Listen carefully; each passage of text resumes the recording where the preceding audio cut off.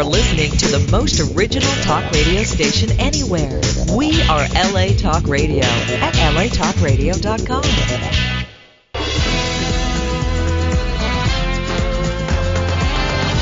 You're listening to Oscar's Guitar Shop with Oscar Jordan, right here on LA Talk Radio. So you're the Jew hunter. I'm a detective. A damn good detective.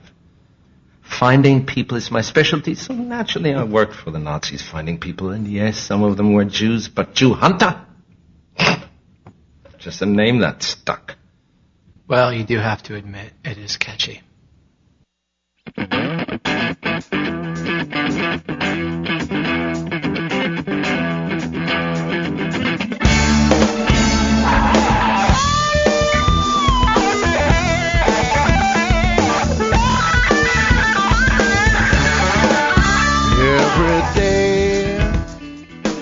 Greetings and salutations. Here I am. My name is Oscar Jordan, and this is Oscar's Guitar Shop. Welcome, welcome, welcome. I'm Vintage Guitar Magazine contributing writer Oscar Jordan, and guess what? I'll tell you what. I am burdened with glorious purpose. Yes, I am. You betcha. How y'all doing? How y'all doing? Yeah, you're looking good. Male and female models out there. Oh, beautiful, beautiful people with very attractive shoes, I might say. So, had a really interesting week. Interviewed some wackos, but very interesting wackos. Check this out. I interviewed Shuggie Otis. Shuggie Otis. That was, do you know who he is? You got to look him up. This is the prodigy teenager who came up in the early 70s and wrote Strawberry Letter 23 and got invited to join the Rolling Stones but said no, and got asked to join Spirit but said no. Played on Al Cooper's Super Sessions 2. The guy is full of mythology and great stuff because he just said no too many times, and then, you can only say no so many times and then they forget about you. But he came back like 39 years later, and they were re-releasing Information, and he's got this new thing called Wings of Love, where he's just got all these stuff that he put out after that stuff that he did at home. He was one of he was the first do-it-yourself guys, and I was listening to his stuff and I was thinking, man, we live in incredible times where you could be at home and you can pretty much do an entire album by yourself. This guy, he wrote 3 albums, and he pretty much did it with the crappiest drum machine in the universe. This is back like in the early 70s when you just find your how many beats per minute, and it would just go. That was the drum machine that he used on all this stuff, and it's all about the songs. It's all about the art. It's about the creativity, and even the crappiest drum machine in the world did not stop him from making great art. Great stuff, just harmonies. If you ever want to check out Shuggie Otis, look him up, listen to some of that stuff. It's just really freakishly amazing. Also, I interviewed Steve Lukather. Yeah, Steve Lukather is back, and he's doing his thing, and he's talking a lot. He's saying a lot of things because he's on the rebound from all the stuff he said like 4 years ago, where he was, barking at all the, the Green Days and the Jack Whites and pissed off at armchair internet critics and Toto haters, and he's like a great interview because you ask him a question and then you shut up for an hour and then he just goes. And he asks his own questions to himself. He asks himself questions about gear and then he answers it. It's going to be these 2 interviews will be coming out in Vintage Guitar Magazine, and they're really, really fascinating, especially Steve Lukather. The guy has, you can make jokes about 80s wet, watery, chorusy tones, but the dude did the bop solo in Roseanne. And he played on some of the greatest music of the 70s and Bob Skaggs, and he pretty much did most of the guitar parts on Michael Jackson's Beat It and Thriller, and he was there. He was there. I'm just saying he was there. if you'd like to support Oscar's Guitar Shop, wait, I gotta just ask one more thing before I get into this self-promotion thing. Check out Niacin. There's a band called Niacin with Billy Sheehan, John Novello, and Dennis Chambers. They're called Niacin. If you dig like fusion prog, check it out. I've been just wearing that record out. If you dig it, if you like soloing, if you like melodies, if you like the jazz, you like fusion and prog all mixed together, without the cliche stuff, check it out. Back to the point. If you want to donate to the show, if you want to help Oscar be Oscar, if you want to help keeping the show running, if you want to hear more about great guitar players, what they do, how they do it, what kind of gear they use, what shoe size, what hat size, and the type of underwear they purchase regularly, please go to oscarsguitarshop.com, click donations to the show, and give me everything in your bank account, and then help the show become what it is. I'll take food stamps, and I'm so I can't pay attention, I tell you. So whatever you can do, I really, really appreciate it. Also, we have some really cool sponsors, and I don't try to focus the show specifically for guitar freaks, but I know, you love guitar. I want everyone to dig the show. But if you play guitar, then you want to check out my sponsors. If you're a guitar player, then you will dig True Tone Music and AnalogMan.com. Pedals, galore, accessories, anything. Go to Analog Man and buy stuff. True Tone Music, it's like a Disneyland. It's Charlie and the Chocolate Factory of guitars. Go there and just first start salivating, then get your shopping cart and go pick up stuff. Get some 57 Les Pauls and get some cool stuff. If you support them, they'll support me, and it all works together hand in hand, just like at a New York bathhouse, just holding hands together, making things happen. I just want to make them happy, so they keep giving me money so I can keep the show running. Once again, go to the website, oscarsguitarshop.com. Click on donations to the show. Send me money. I'll be happy. I'll take government cheese or food stamps. I really appreciate it. Oscar's Guitar Shop, if you didn't know this, is powered by Analog Man Guitar Effects, providing everything you need between your amp and guitar. Visit them at analogman.com. Also, True Tone Music at truetonemusic.com, making your music come to life. And now, it's time.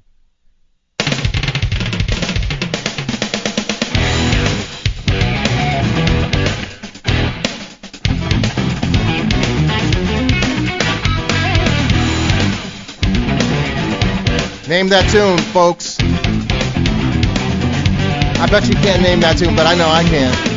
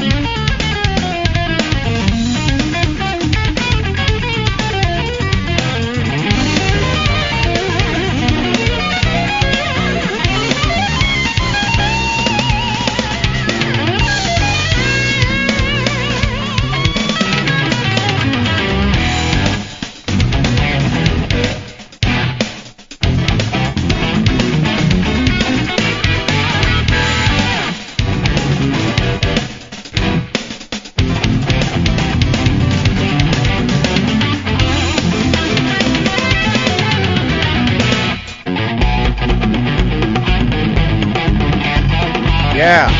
Can you do that?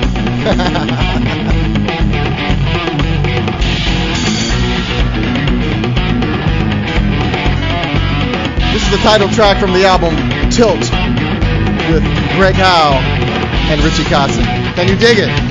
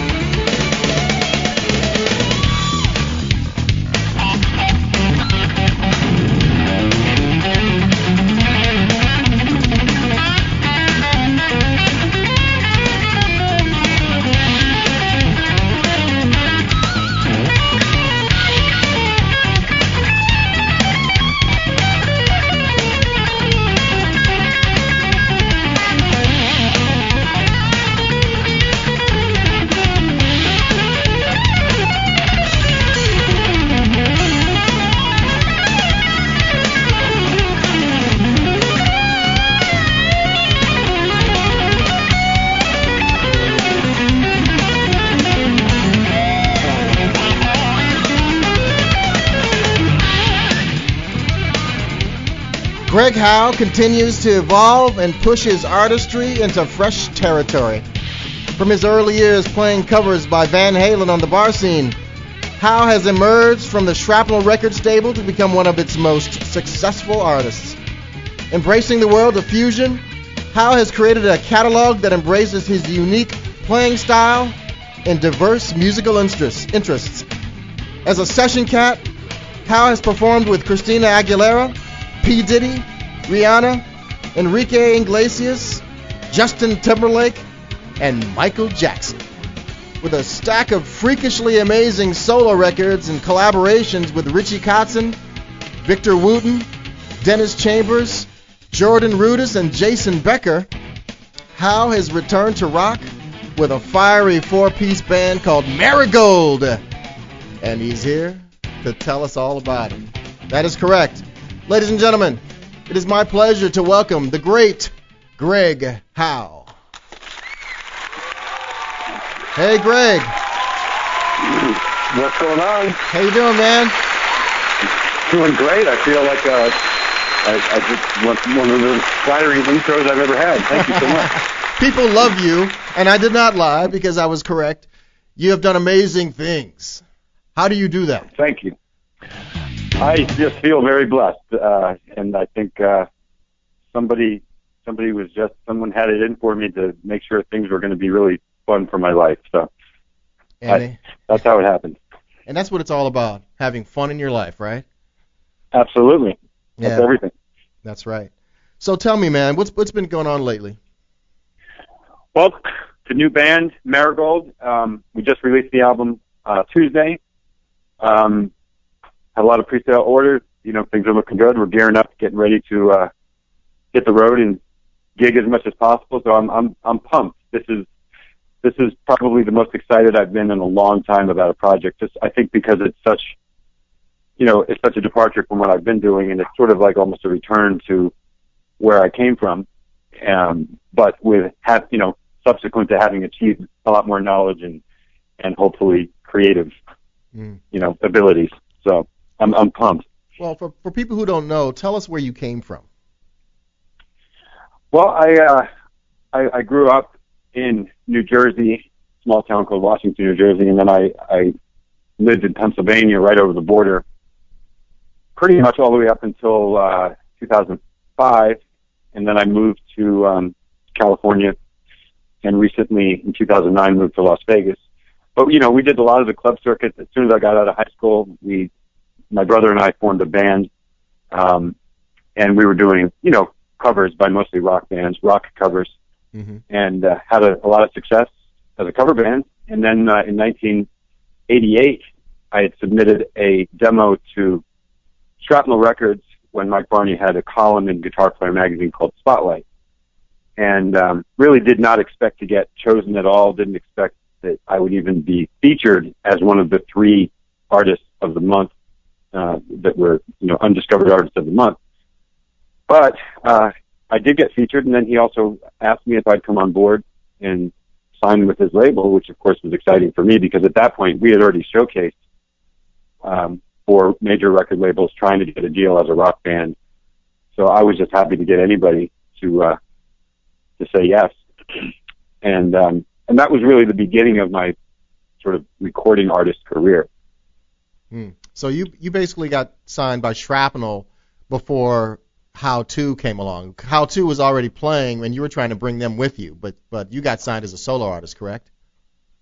That's exactly right. As a matter of fact, one of the things we had to negotiate was the idea that the band, as a vocal band, would be able to get at least 2 albums. My original record deal was a 4-album deal, and Mike was sort of leaning towards, all 4 of them being instrumental albums. But I was loyal to my band, and I really believed in them. And I said, well, if I'm going to do this, I need 2 of the albums to be the band. So we ended up having a deal like that. So my first album was Greg Howe, which was instrumental. And that was exciting because Billy Sheehan was on it, and Billy Sheehan at that point had just sort of stepped off a thing with David Lee Roth, and, he still is, an iconic name.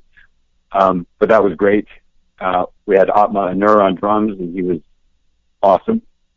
So between that and having the Fender endorsement deal behind me, it was a really successful record. And it was also, I think, successful because of the fact that it was a little bit different than the previous instrumental albums that Mike had been putting out at that point. He had put out a lot of albums by great players, most of whom were sort of in the neoclassical realm of things. So they're all amazing, you know. But I think by the time I got on board, which is sort of at the later stages of his original sort of guitar hero discovery era, you know, it felt like it felt like we needed to do something a little bit different. And I sort of come from more of a bluesy kind of background and just sort of straight ahead rock background. So, you know, we kind of both agreed that my album would not be in the neoclassical thing, and it would just be more of like a, you know, just a bluesy rock album with hopefully some cool guitar. So that album was number one, and it did really well. And then the second album was the band. That album was called The Vocal Band. That album was High Gear, featuring my brother and Vern Parsons on bass, Joe Navolo on drums. And then the next album was also a band album, and that was called Now Hear This. And we had the second album, however, we had a different drummer, Kevin Sabera, who was also a great drummer. They're both fantastic drummers. Kevin actually did some stuff with Caesar and I think Breaking Benjamin, and, you know, so he's done some nice things. But then the fourth final album of the original deal was basically my second solo instrumental album, and that was Introspection. And that was also kind of a departure from everything, because at that point, I was really looking to do something that was going to enable me to really express all my influences.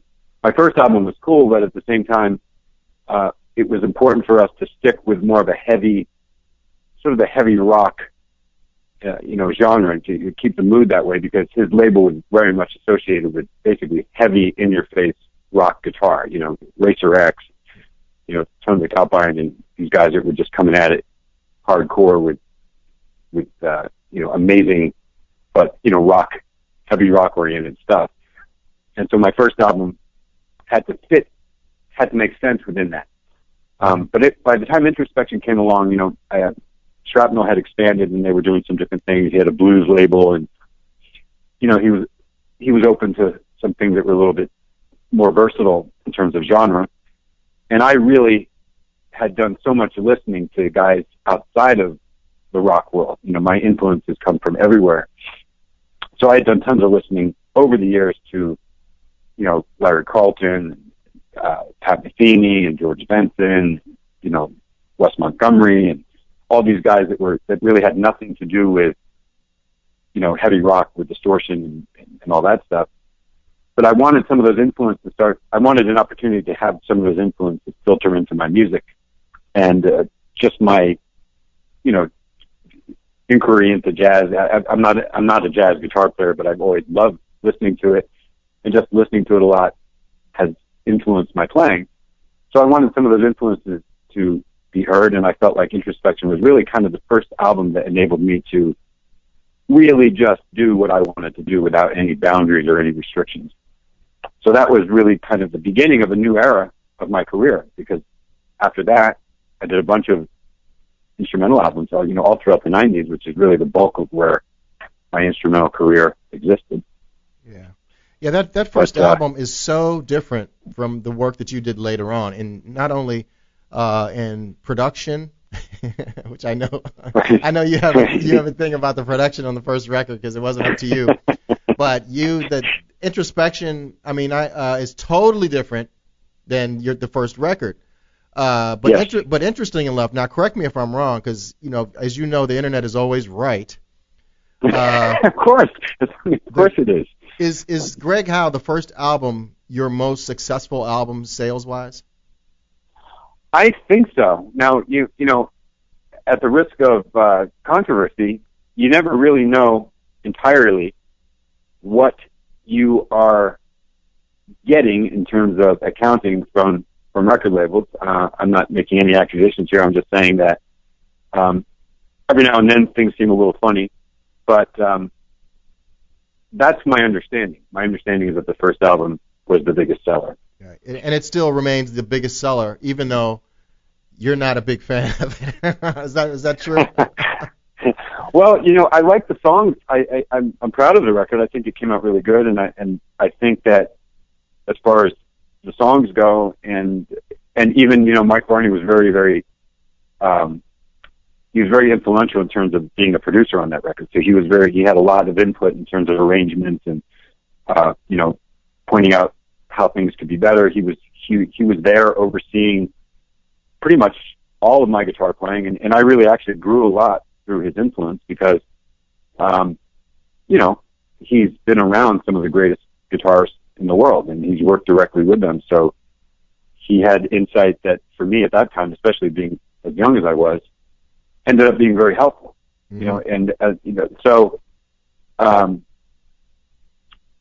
I guess what your question was, So I like the album in terms of the compositions, the performances, and the arrangements and stuff. But no, I was never really a fan of the sonic value. I just think it's really,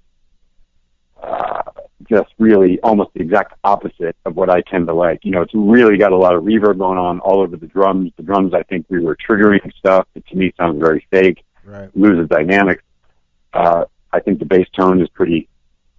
Well, I got to tell you, anybody who's listening who's not familiar with you or very familiar with you, play Greg Howe back to back with Introspection, and it's almost like not even the same guitar player to me.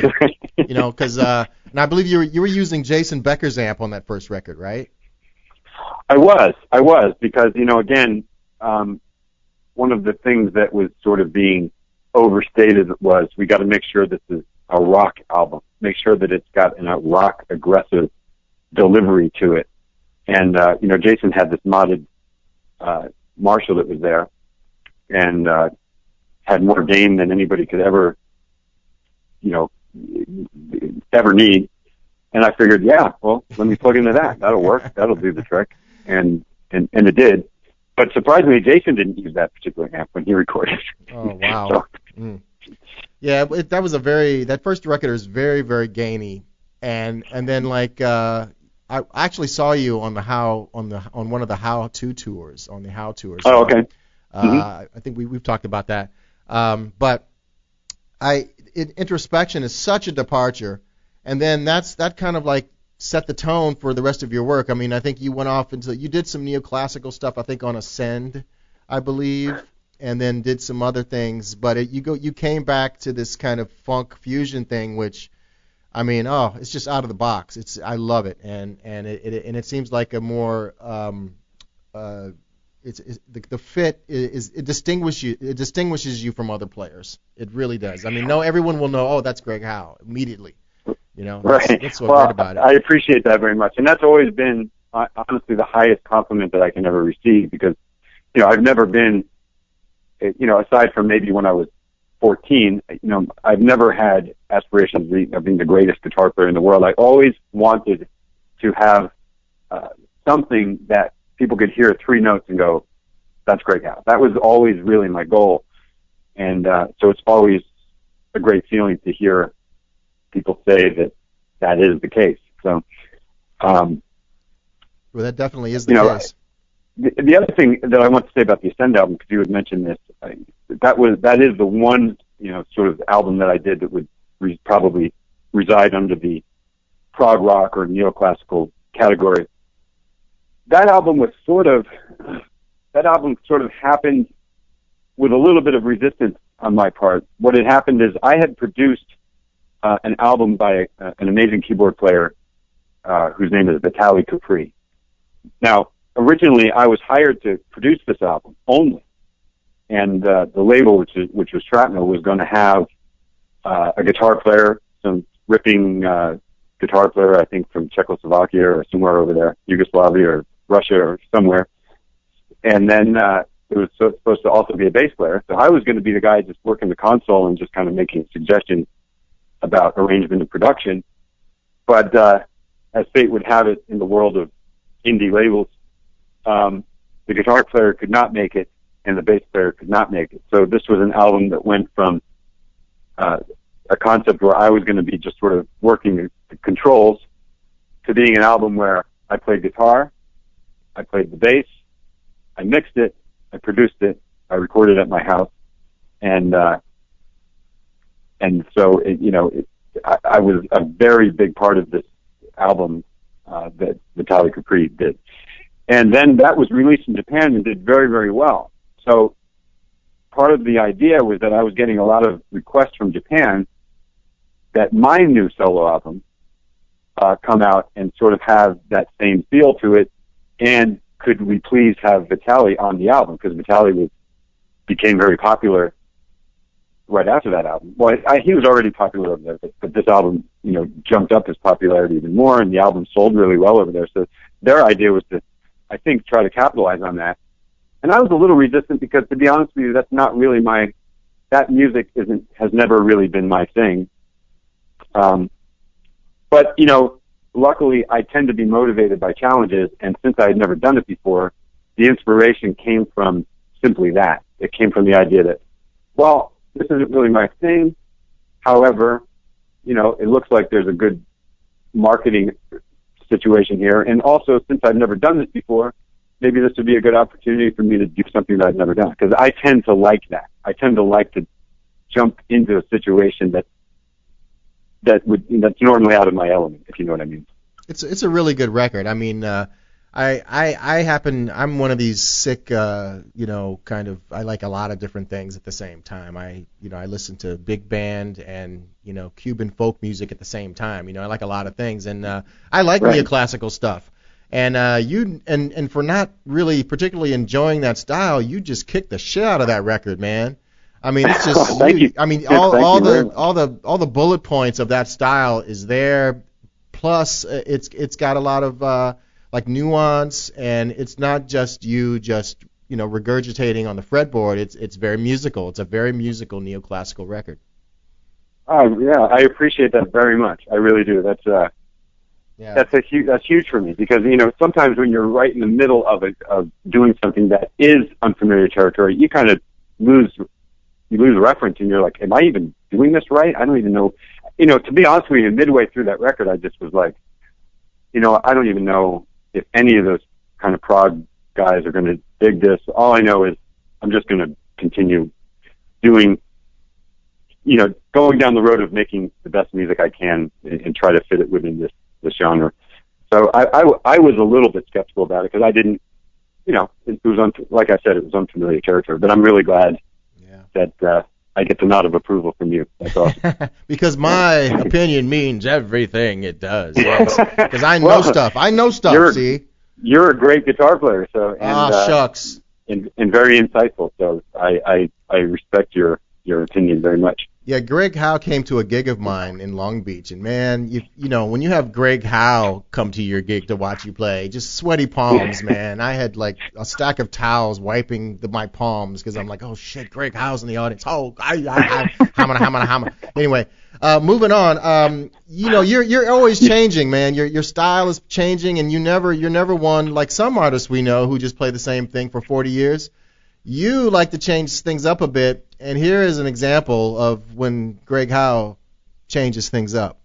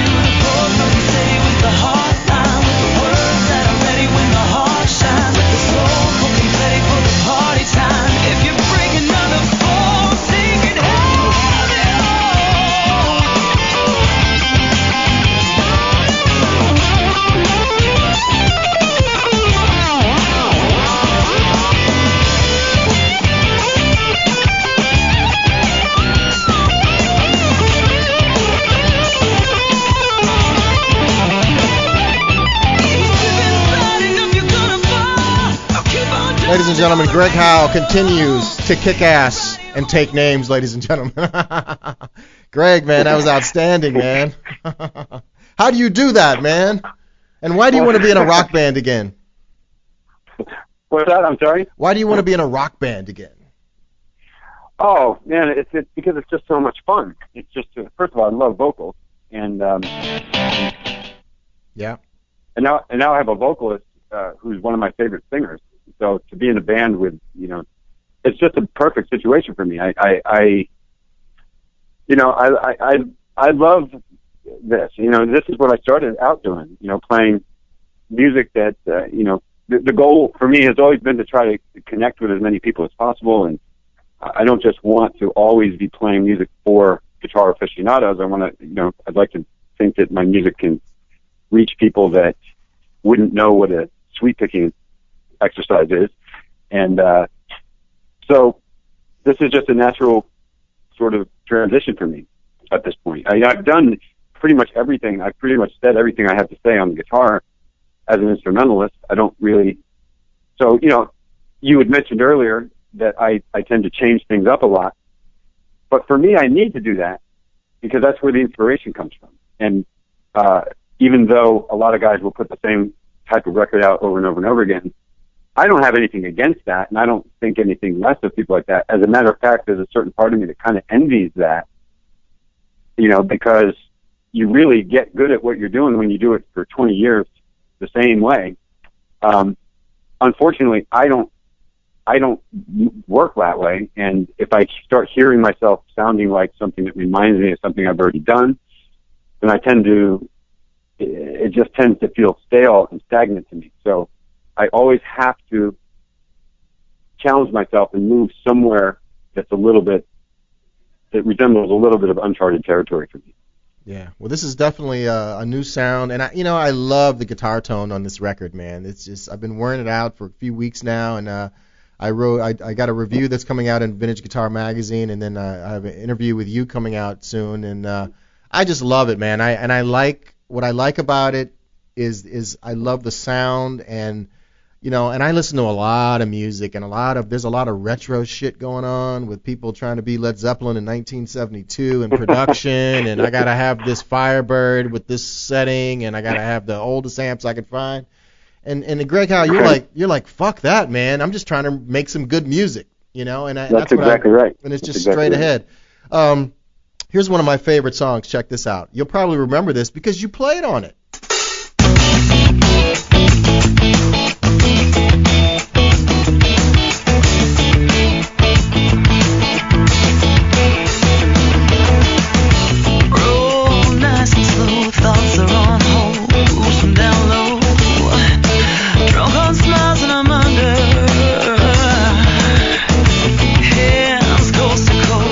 Outside the line better than most.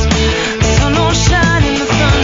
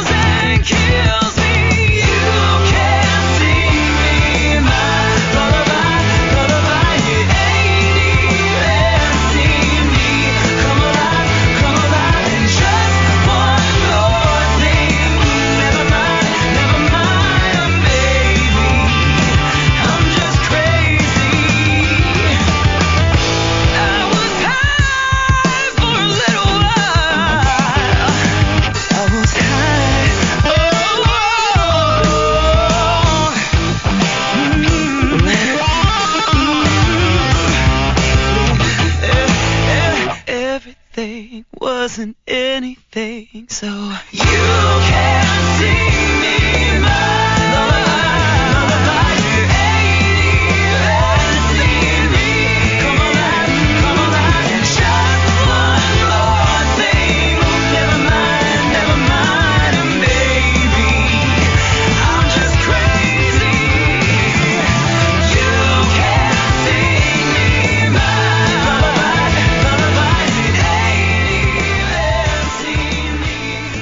True Tone Music is a virtual candy store for guitarists and bass players. They're world famous for having the best selection of new, used, and vintage guitars in the Los Angeles area. Located at 714 Santa Monica Boulevard in the city of Santa Monica, True Tone Music offers the widest selection of exceptionally high-priced guitars and basses. They stock name brands like Fender, Gibson, Guild, Epiphone, Gretsch, and much, much more. It's where the top names in the music industry shop for guitars, basses, amps, boutique pedals, and accessories.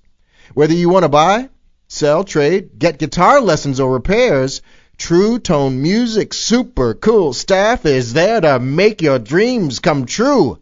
They'll also match any online price and back it up with top-notch customer support and service.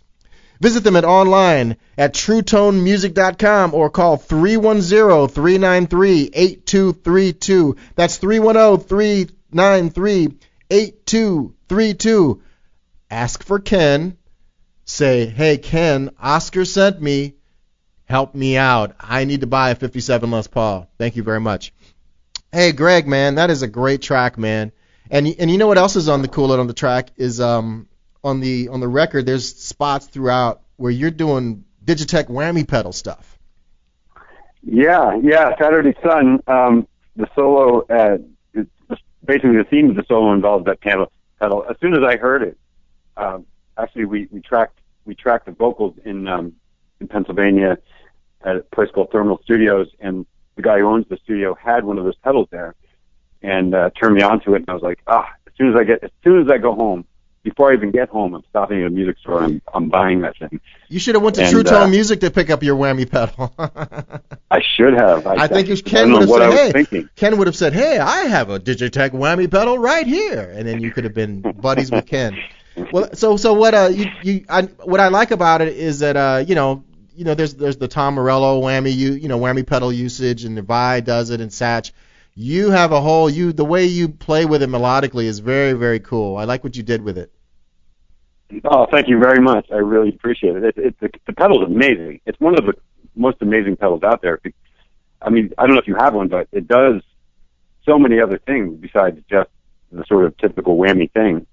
It basically does all kinds of different harmonies, parallel harmony stuff, but it's also like an amazing chorus pedal. It's crazy. It's nuts. So it was fun. Pitch shifting and all that good stuff. Yeah, exactly. Yeah, it's a really cool sound. Now tell me the story about how you found Megan Krause. She's the singer of Maragold. Right. Well, Kevin Vecchione is the bass player of the band, and he and I have been friends for many, many years. And we talked about trying to do this type of project for a long time, but just were never able to really put it together until recently, just due to various circumstances and conditions. But a couple of years ago, we got together and we started putting some songs together, and just kind of dabbling with some ideas. And as things started to hone in a little bit more, we had a singer in mind, and the singer had committed to it, but it was a male singer, but ended up not being able to do it because he got a really cool gig with Chris Daughtry. And so we were stuck with sort of being smack in the middle of the creative process and not having a singer. So we just kind of forged ahead and continued working. But Kevin's very dialed into the music scene on the East Coast. He basically lives in Philly. And he had heard of this girl, Megan, who was singing in some bands in that area. And sent me a picture of her, and I thought, it had never occurred to me to even have a female vocalist in the band, but when I saw her, I thought, wow, she definitely has the look. She looks amazing. But really, a female singer? So I don't know. So I was almost hoping. So he said, I'm going to get together with her, do a little recording, and I'll send you something, see what you think. And I was almost hoping that she didn't sound good. I was like, I hope she's not good. Please suck. Please suck. I know you're hot, but please suck. Right. But, 2 minutes, 2 seconds of listening to her, I was like, oh my God. I just couldn't believe that she was available, because I just thought, how is this? I mean, she's young and beautiful and sings amazing, and it's about as marketable as it gets. And, for me, I was just like, first of all, I love female singers. I tend to gravitate towards female vocalists when I'm listening to music. And she has almost every single quality in her voice that I like. That raspy element, that soulful thing. Everything is so authentic and organic and real, but at the same time very powerful. So yeah, I was instantly hooked, and that's how she. So then when we asked her if she was interested, she agreed to come on board. So it was cool. Yeah, she sounds great. She has what I have dubbed tough chick vocals. Vulnerable. Yeah, big time. Vulnerable, but tough chick vocals. I dig it. Right. Check this out. Yeah, that's great. Check this out. One of my favorite tunes.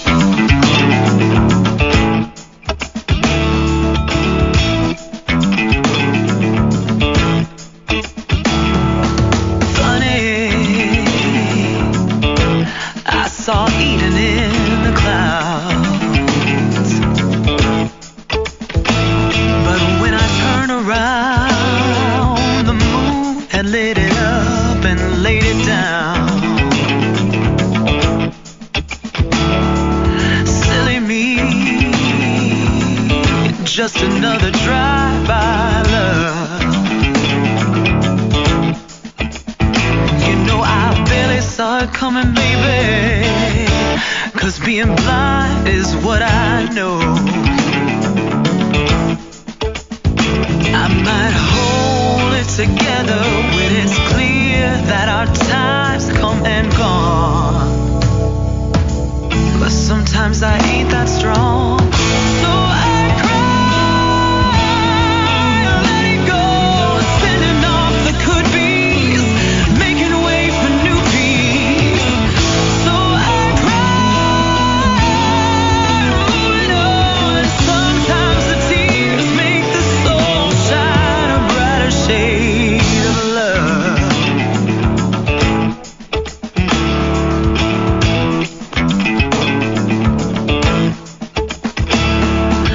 Mother,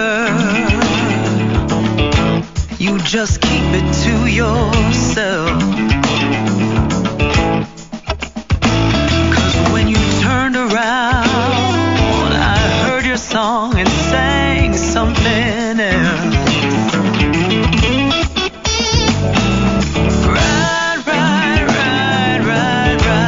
Right away with her.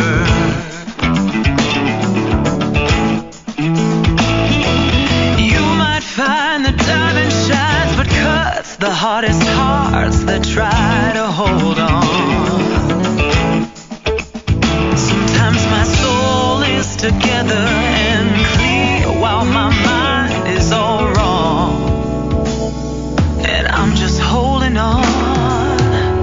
So I cry, let it go, spinning off the could-be's, making way for new peace.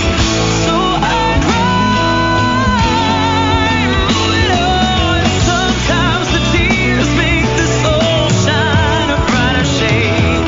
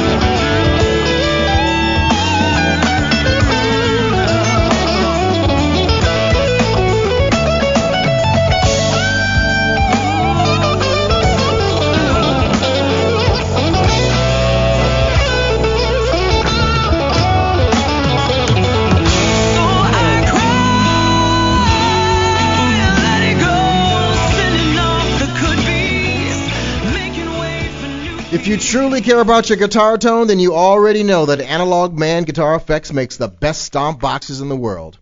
Analog Man Guitar Effects has only one mission: to help you get your sound. They specialize in high-end boutique and custom-made pedals used by the best guitar players in the music business.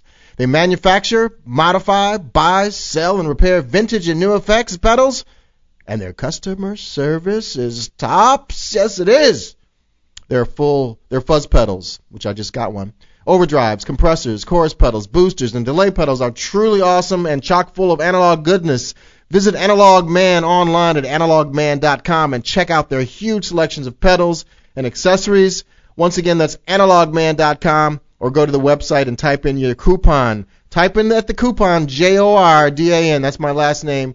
Type in JORDAN, and you'll get 10% off on all Analog Man pedals. Analogman.com. Man, that was sweet. I love on this album. I call this album the Greg Howe 2 and 4 position record, because you're getting like all the in between. It's your most stratty album to date, I would say. Yeah, by a long shot, absolutely, definitely. Yeah, you're usually got the humbuckers going, or it's full blown, single coil, but you're getting those bubbly, quacky tones that I've never heard before from you, which is great. Well, it's interesting because in a certain way, this is, if you, from the perspective of a guitar album, this is likely my most versatile album to date, and it happens to be a vocal album. But, it was fun to get, again, it was fun to get into territory that I'm typically not in, and I always love doing that because I know that people enjoy hearing me in a different context. I know that that's how I am with my fans, with people that I'm fans of. Right. If there's a musician who I haven't heard do something a certain way, it's always fun to hear their interpretation of that, or to hear their influence from some direction that from some place that you're not normally associated, you don't associate them with. So, it was really great. I love that stuff. And hence the whole Hendrix thing. Oh, yeah. The cool double stops. Fan, and obviously. Yeah, very, very cool. Well, Greg, we're at the end of the show, and I really appreciate having you on. But it's time for that special time that everyone waits for when they tune in, and it's called The Burning Question. Greg Howe, the topic is singers that you have worked with before. Mm-hmm. Christina Aguilera or Justin Timberlake? Yes. Which one? Singers that I've worked with? Yeah, which one do you prefer? Oh, man, I'm on the air. It's a burning question. I think probably Justin. I would probably say definitely Justin. That was the correct answer. Yes, it is Justin Timberlake. You were right. Wow, that is incredible that you got that right. Wow. 1 out of 1. Yeah, you got it right. Well, that's our show. I'd like to thank the incredible Greg Howe for coming on. Thank you, Greg. Set mind to purpose, and visit him at greghowe.com and purchase every piece of music he has ever written. We'd also like to thank our sponsors, Analog Man Guitar Effects, providing everything you need between your amp and guitar at analogman.com. Also, True Tone Music at truetonemusic.com, making your music come to life. Go to oscarsguitarshop.com if you'd like to show your financial support to the show. Tune in next week when our guest will be Metal Fusion Master Tony McAlpine. Take care of yourselves. Be nice to each other. And see you same time next week. Same bat time. Same bat channel.